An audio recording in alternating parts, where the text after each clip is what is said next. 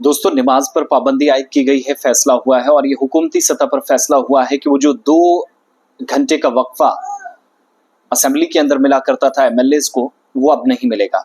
और ये फैसला जब आसाम की हुकूमत ने लिया तो बहुत सारे लोगों ने सोशल मीडिया पर अलग अलग किस्म के तबसरे, तज्जिए और बातें करना शुरू की। बहुत सारे लोगों के सवाल आए, तो मुकम्मल तफसीलात जो है चंद मिनट्स में आपके लूंगा, वो आपके सामने रखूंगा। किसी भी तरीके का क्योस और कंफ्यूजन यहाँ ना रखें। जो लोग गलती कर रहे हैं, जो लोग कोताही बरत रहे हैं, वो हुकूमत में बैठ रहे हैं या हुकूमत का हिस्सा है, तो शायद कोई किसी को फर्क नहीं पड़ता। दरअसल आसाम की असेंबली में जहां असेंबली का सेशन चल रहा है और इस इजलास के आखिरी दिन एक हिस्टोरिकल फैसला हुआ बीजेपी के मुताबिक। और बरतानवी दौर से चली आ रही जो रिवायत थी ऐवान में असेंबली के अंदर मुत्तफ़िक़ा तौर पर, यानी दोनों तरफ से हामी भरी गई कि इस पुराने कानून को या रिवायत को ख़त्म कर दिया जाएगा। अब से इस नए फैसले के बाद क्या होगा कि असेंबली सेशन के दौरान नमाज जुमा के लिए जो मुस्लिम एमएलए थे उनको 2 घंटे का वक्त मिलता था, वो आज के बाद नहीं मिलेगा। ये ऑफिशियल फॉर्मेशन हो चुकी है और कार्रवाई बाकायदगी से जारी रहेगी। पहले कई बार ये होता था कि जुमे के दिन आमतौर पर बंद कर दिया जाता था या सेशन रोका जाता था, लेकिन मुस्लिम कम्युनिटी के जो मुंतखब नुमाइंदे हैं उनको नमाज की अदायगी के लिए वक्फा अब नहीं मिलेगा। ये कानून असेंबली के अगले इजलास से नाफिज हो जाएगा जब नेक्स्ट सेशन होगा। इंतजामिया जो ये मानती है और हिमंता बिस्वा शर्मा जो वहां के चीफ मिनिस्टर, में उनकी भी थोड़ी देर में तारीख बताऊंगा कि किस स्कैंडल से वो बच्चे कांग्रेस छोड़कर बीजेपी में शामिल हुए और आज चीफ मिनिस्टर हैं। ये जो इंतजाम था, जो सैयद सादुल्ला जो बरतानवी हिंदुस्तान के दौर में जब ब्रिटिश यहाँ पर राज कर रहे थे, तो उस वक्त हुकूमत में आसाम सूबे के एक प्राइम मिनिस्टर हुआ करते थे।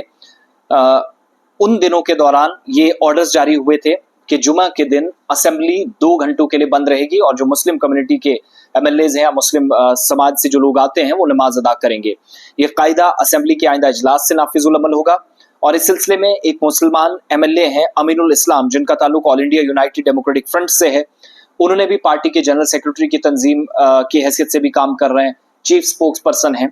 उन्होंने भी कहा कि सबसे पहले उन्होंने ये आवाज उठाई थी कि इसको वापस लिया जाना चाहिए और जो इस वक्त रुकने मन का 4 हल्के से रुकने असेंबली हैं, एमएलए हैं, उन्होंने सबसे पहले कानून साज असेंबली के रुकन के तौर पर यह मसला उठाया और इस निज़ाम को ख़त्म किया जाए, ये मांग रखी। और नमाज जुमा के लिए सुबह 11:30 बजे जो असेंबली का इजलास रोकने का निज़ाम अंग्रेज़ों के दौर से राइज था या नाफिज था, उसको ख़त्म करवाया। इस तरीके से रियासत में ऐसा कोई भी निज़ाम मुल्क के किसी भी हिस्से में नहीं है। बिलाखिर आसाम असेंबली ने इस निज़ाम को ख़त्म कर दिया जो सैयद सादुल्ला के दौर में राइज था और ये बड़ा फैसला ऐवान में मुत्तफ़िक़ा तौर पर हुआ, दोनों तरफ से बात सुनी गई। इस पर स्पीकर का भी शुक्रिया अदा किया गया। असेंबली रूल के 11 के तहत तरमीम की गई जिसमें संशोधन हुआ और नमाज का जो वक्फा मिलता था 2 घंटों का, इस फैसले पर किसी ने एतराज़ अगरचे नहीं किया, ख़त्म कर दिया। लेकिन मुल्क की सियासत के अंदर जैसे एक भूचाल आया है, और आए भी क्यों ना, कुछ फैसले ऐसे जो सिर्फ मुस्लिम कम्युनिटी को ये महसूस होता है कि उन पर दबाव बनाने की कोशिश है। और मैं बार बार कह रहा हूँ कि इस जहन को फोकियत या इस जहन को जो फ़रोग मिला है वो पिछले 10 वर्षों में मिला है। हुकूमती सतह पर चीज़ें खामोश है कि आप एक कम्युनिटी को, एक खत्ते के अंदर किसी भी कमज़ोर तबके को और कमज़ोर करने की कोशिश करें, उनमें से एक ये है। अगरचे फैसला हुकूमती सतह पर हुआ, लेकिन जो चीफ मिनिस्टर आज ये कह रहे हैं कि ये मुस्लिम लीग की जानिब से किया गया था, सैयद सादुल्ला मुस्लिम लीग से थे, ये फैसला आज नहीं चल सकता, बड़ी खुशी के साथ कह रहे हैं। तो मैं याद दिला दूं, ये वही हिमंता बिस्वा शर्मा है जिनकी पिछली एक नहीं दर्जनों स्टेटमेंट्स हैं जो बीजेपी को कहती रही कि वो फैसले एक तरफा लेती है और मुसलमानों को तंग तलब करती है, परेशान करती है। ये वही हिमंता बिस्वा शर्मा है जो 2015 में बीजेपी में शामिल हुए और 4.5-5 वर्षों के बाद एक्टिव पॉलिटिक्स में एक बड़ा रोल मिला और आज चीफ मिनिस्टर हैं। लुइस बर्गर स्कैम एक हुआ था, एक यूएस की एक रिपोर्ट आई, एक स्कैम हुआ।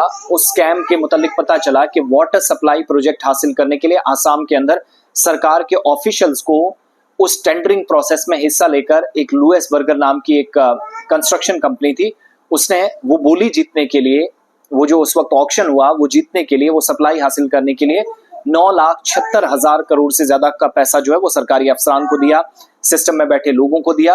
गोवा और आसाम के अंदर 2 प्रोजेक्ट्स थे, तो उन प्रोजेक्ट्स में उस वक्त गोवा डेवलपमेंट डिपार्टमेंट के मिनिस्टर भी हिमंता बिस्वा शर्मा थे। तो सबसे ऊपर उनका नाम आया कि जिन लोगों ने स्कैम किया, जिन्होंने कंपनी को ये टेंडर देने के लिए, काम सौंपने के लिए, प्रोजेक्ट सौंपने के लिए, हिमंता बिस्वा शर्मा समेत मुतअद्दिद लोग जो थे वो इस फहरिस्त में पाए गए जिन्होंने चोरी की, सिस्टम के साथ फ्रॉड किया, धोखा किया। वो स्कैम से बचने के लिए बाद में बीजेपी में शामिल होता है और आज यहाँ कहता है कि ये फैसले बिल्कुल सही हैं, एनआरसी भी करवा लीजिए, सीए भी करवा लीजिए, मुसलमानों को हम बाहर निकालेंगे, ये भगोड़े हैं, इन सबको ये करेंगे। इस तरह के मुतनाज़ा बयानात की वजह से अक्सर सुर्खियों में रहते हैं। आज इस फैसले पर खुश हो रहे हैं जो कल तक बीजेपी को गाली गलौज दे रहे थे। जो मेन एक्यूज थे Louis Berger multi crore scam में, उसमें इनका नाम सबसे ऊपर था। तो आप अंदाजा लगाइएगा कि चीफ मिनिस्टर जो हौसला अफजाई करता है इस तरह के केसेस में, उससे आप क्या तवक्को रखेंगे। बहरहाल फैसला हो चुका है। अब जुमे के दिन 2 घंटे का ब्रेक जो नमाज के लिए मुस्लिम एमएलएज को मिलता था उस पर पाबंदी आयद कर दी गई है, रोक दी गई है। लेकिन एक ऑप्शन जरूर है कि अपनी मर्जी से सेशन को अटेंड न करके ये तमाम जो कैंडिडेट्स हैं, तमाम जो मुख्तलिफ इलाकों से नुमाइंदगी करने वाले एमएलएज हैं, इन तमाम लोगों को एक मौका मिलेगा कि वो नमाज अदा कर सकेंगे अपने हिसाब से जाकर। आसाम में इस्लाम 13वीं सदी में पहुंचा और मुसलमानों की अच्छी खासी तादाद यहाँ मौजूद है। 35 जिले में से तकरीबन 11 डिस्ट्रिक्ट ऐसे हैं जहां पर मुस्लिम मेजॉरिटी में है। 2021 में एक अंदाजे के मुताबिक आसाम की जो आबादी है तकरीबन 3 करोड़ 50 लाख से ज्यादा है, जिसमें मुसलमानों की आबादी 1.5 करोड़ के करीब है, जिसमें 40% ये तकरीबन परसेंटेज बनती है टोटल पॉपुलेशन की। और 2021 में कोरोना की वजह से मरदमशुमारी या जो सेंसस था वो नहीं हो सका। अब अगर सेंसस यहाँ से आगे होता तो ये तादाद और बढ़ते हुए आप देखेंगे। लेकिन उस बड़ी कम्युनिटी को, जो मेजॉरिटी कम्युनिटी के बाद सबसे ज्यादा है 11 से 12 अजला के अंदर, वो ये मानती है कि फैसले एक तरफा है, मुसलमानों के खिलाफ है, इसलिए हुकूमत इस फैसले पर नजरसानी करे। एमएलएज भी मुसलमान है तो उनको भी मौका मिलना चाहिए नमाज की अदायगी का। ऐसा क्यों हो कि सेशन वो छोड़कर चले जाएं। तो कवायद ज़वाबित जो पहले से थे उनको रखा जाए, चाहे भले ही उनमें आपने तरमीम कर दें, आप 2 घंटे की 2.5 कर दें या 3 घंटे का या 1.5 घंटे कर दें या 1.25 घंटे, लेकिन मुकम्मल तौर पर आपने जो खात्मे का ऐलान किया है ये कहकर कि ये मुस्लिम उस वक्त के जो राजा थे, वजीर आजम थे, उनकी जानिब से लाया गया था, ये चीज़ें सही नहीं।